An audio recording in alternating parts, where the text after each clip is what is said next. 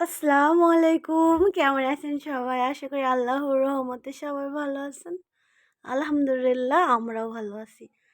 আজকে চলে আসলাম আপনাদের সাথে কিছু গল্প এবং কিছু দৃশ্য শেয়ার করব। তো অবশ্যই সাথেই থাকবেন ইনশাআল্লাহ। তো ফার্স্ট আমার সোয়া এই যে সাইকেল চালাচ্ছে। ও কখনো বড় সাইকেল চালায় নাই। ও সময় ওর যে সাইকেল সেটাই চালায়। তো আজকে ওর হচ্ছে ভাইয়ার সাইকেলটা ও চালাচ্ছে। মাশাআল্লাহ অনেক ভালো চালাইতে পারতেছে। আর সাহায্য করতেছে ওর এই যে ছোট্টলি ভাইয়াটা, কলিজার ভাইয়া, আমার বোনের ছেলেটা। আমরা আজকে মাঠে যাব এবং আমার বোনের গরু, ছাগল সবকিছু আপনাদেরকে দেখাবো। ফার্স্টে দেখিয়েছি রাজহাঁসের বাচ্চাটা। ও আসলে এগুলো নিয়েই থাকে সবসময়, খুবই ব্যস্ত থাকে, মানে প্রচুর ব্যস্ত থাকে। আমরা যখন আসি তখন ও আমাদেরকে সময় দেবে এরকম সময়টা ওর হয় না। প্রচুর ব্যস্ত থাকে। ওর এই সাফল্য আসলে ওর জীবনে, মানে কি বলবো, আজকে ওর এসবগুলো করে কিন্তু সফলতার মুখ দেখেছে। ও এখন মাশাআল্লাহ অনেক সুখে আছে, অনেক ভালো আছে। একটু পরিশ্রম করে বাট অনেক ভালো আছে। তো ওর এই জীবনের আমার ছোট আদরের কলিজার বোনটার জীবন কাহিনী আজকে আপনাদের সাথে বলবো। খুবই আদরের ছোট বোনটা।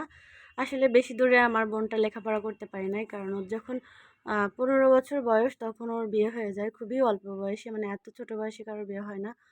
তো আমার যেহেতু বাবা ছিল না, তো আমার মা আ আ বিয়েটা আসলে আমার আম্মা একাই দিয়েছে। তো আম্মা একটা ভালো ছেলে পাইলে তো মারা এরকমই হয়, তাই না? বাবা না থাকলে। তো সেরকমই আরকি সবাই মিলে থেকেই দিয়েছে বিয়েটা। আলহামদুলিল্লাহ আমার বোনেরটা অনেক ভালো মনের মানুষ। ২ টা বাচ্চা, এই যে ছোট ছেলেটা হচ্ছে এই। তো গাছে উঠেছে। আসলে ও এরকমই গ্রামের ছেলেরা গাছে উঠতে খুবই ভালোবাসে, পছন্দ করে। আর আমার এই যে গাছ থেকে এখন নামিয়েছে আমার সোয়া, কিন্তু কখনো গাছে ওঠে না, বাট ও আজকে একটু উঠে চেষ্টা করছে, গাছে ওঠার চেষ্টা করছে। তো জীবন কাহিনীটা আসলে এটাই যে ও যখন বিয়ে দিয়েছিলাম তখন আমার বোনের শুধু একটা দোকান ছিল, মানে একটা গ্যারেজ ছিল। যে গ্যারেজগুলোতে গাড়ির রং করা হয় সেরকম একটা গ্যারেজই ছিল। আর কিছুই কিন্তু সেরকম ছিল না। তো ওদের মোটামুটি চলতে এরকম ছিল। আর এখন মাশাআল্লাহ অনেক, অনেক ভালো আছে, অনেক সুখে আছে। তো আমরা এখন চলে যাব মাঠে।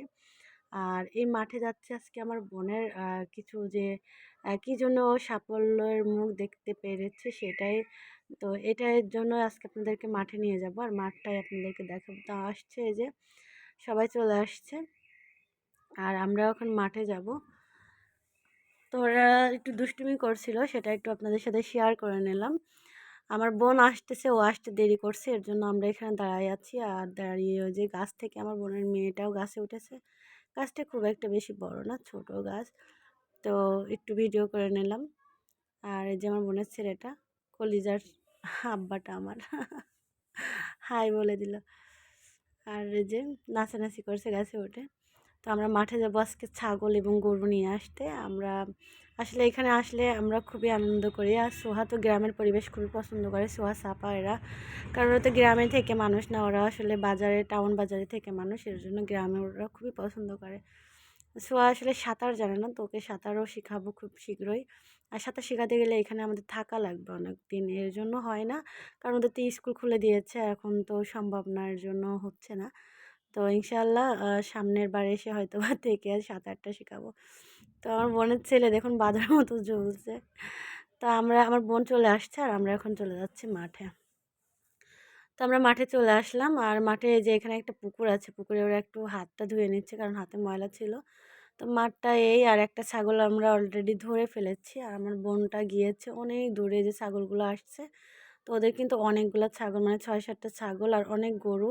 আমার বোনটা খুবই পরিশ্রমী। তো এই যে মাঠটা আসলে এই বাড়ির পাশেই মাঠটা, মানে বাড়িটা একটু দূরে। আর মাঠটা, এই যে মাঠটা আমি পুরো ঘুরিয়ে দেখালাম।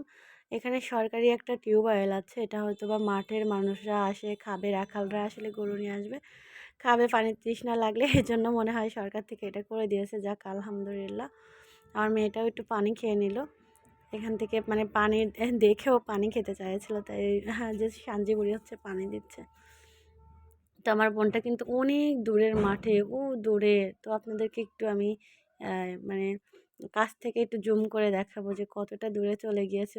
এতটাই পরিশ্রম করে আজকে ও এখানে আসছে। ও আসলে এখন মাশাআল্লাহ অনেক হ্যাপি আছে, অনেক সুখে আছে। সবই আল্লাহর রহমত, আল্লাহ না থাকলে হতো না। তো আমি একটু দেখাচ্ছি জুম করে, যে আমার বোনের ছেলেটাও গিয়েছিল, ও কিন্তু আসছে। এই যে ছাগলগুলা নিয়ে আসলো আমার বোন মেয়েটা। আর আমার বোনটাকে জুম করে দেখাচ্ছি, দেখুন কত দূরেও। এই যে আমার বোনটা, এই যে আসছে আগে আমার বোনটা, আর এই যে গরু ছাগল পিছনে। তো সবাই আমার বোনটার জন্য দোয়া করবেন। আসলে কষ্ট করলে কেষ্ট মেলে, কথাটা কে বলেছে জানি না, বাট অনেক ভালোই বলেছে। জীবনের সত্য কথা বলেছে। পরিশ্রম করলে আসলে ভাতের অভাব হয় না, কষ্টে আর পরে কিন্তু সুখ আসে। তো আমার বোনের সেটাই, এই সংসারে এসে অনেক পরিশ্রম করে সুখে আজকে এই যে আমার বোনটা।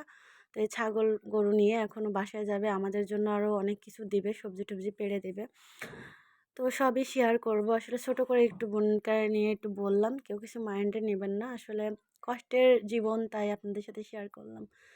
তো এই যে গরুগুলো নিয়ে আসছে এই ভাইটা, আর আমরা চলে আসছি এখন, আমার বোনেদের বাড়িতেই চলে আসছি। তো সবাই আমার বোনের জন্য দোয়া করবেন, আর আপনাদের জন্য আমি ইনশাল্লাহ দোয়া করি, সবাই ভালো থাকবেন। আসলে কষ্ট লাগছিল এটা যখন আমি বলছিলাম, কিন্তু ভালো লাগছিল এটা ভেবে যে আমার বোনটা এখন অনেক ভালো আছে, অনেক সুখে আছে। আল্লাহর রহমত, সব কিছু আল্লাহ না চাইলে হতো না, সব কিছু আল্লাহর দয়া ও রহমতে এখন আমার বোনের সব আছে। এখন বাড়ি গাড়ি ঘর সব কিছু আছে, ওর একসময় কিছুই ছিল না। তো আমরা চলে আসছি, আর আমার বোনটার মেয়ে যে একটু ঝাড়ু দিচ্ছে, আর গরুগুলো গোয়ালে চলে গিয়েছে। তো হাঁস মুরগিগুলো এখন সন্ধ্যাবেলা সব কিছু উঠানো হবে। বোনটা সেই মাঠ থেকে দেখুন এত কষ্ট করে এসে আবার উঠে গিয়েছে ছাদের উপরে। এই যে আমার বোনের ছেলে মেয়ে সব, মানে সিম গাছ হয়েছে গোয়েলের উপরে, যে চাল থাকে সেই চাউলের উপরে। তো সিম পেড়ে দেবে, আমরা বাসায় নিয়ে যাব, আগামীকাল চলে যাব এর জন্য। তো কেমন লেগেছে আপনাদের কাছে এই ভিডিওটা, অবশ্যই অবশ্যই কমেন্ট করে জানাবেন ইনশাল্লাহ। আর ভালো লাগলে লাইক কমেন্ট শেয়ার আর সাবস্ক্রাইব করতে একদমই ভুলবেন না। তো এই যে সিমগুলো নিয়ে আসছে, দেখুন কত সুন্দর সিম। মাশাল্লাহ, আরও কিন্তু অনেক সবজি দিয়েছে। এই যে পালং শাক মাঠ থেকে উঠিয়ে নিয়ে এসেছে, তো পালং শাকগুলোও দিয়েছে, এগুলো সবই নিয়ে যাব আমরা বাড়িতে। এর জন্য বোন আসলে এমনই হয়, বোনের আসলে বোনের মতো কেউই হয় না। হ্যাঁ, আমরা দুটো বোন, আমার বোনের মতো কেউই নেই। তো সবাই ভালো থাকবেন, আজ এ পর্যন্ত, আল্লাহ হাফেজ।